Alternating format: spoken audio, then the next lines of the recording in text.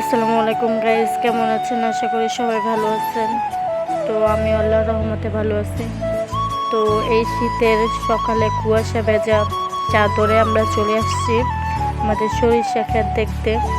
আর আমাদের সরিষা ক্ষেতে দেখি অনেক ভালো ফুল হয়ে গিয়েছে। আর আমরা মামাতো বোনরা সেখানে কিছু ভিডিও করলাম, ছবি তুললাম, অনেক এনজয় করলাম, মজা করলাম।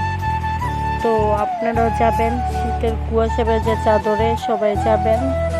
বাইরে না গেলে কেউ বুঝতে পারবেন না যে প্রাকৃতিক পরিবেশ যে আপনাকে কতটা মনোমুগ্ধকর করতে পারে। আর এই প্রাকৃতিক পরিবেশ কিন্তু শীতের মধ্যেই রঙে রঙে রঙিন হয়ে ওঠে, সেটা কেবল না দেখলে আপনারা বুঝতে পারবেন না, চোখ দুটো শীতল হয়ে যাবে। তো এমন পরিবেশে গেলে মনটাও ভালো হয়ে যাবে। অবশ্যই যাবেন আর আমার চ্যানেলটা সাবস্ক্রাইব করে দেবেন। আশা করি সবাই অনেক ভালো থাকবেন। আল্লাহ হাফেজ।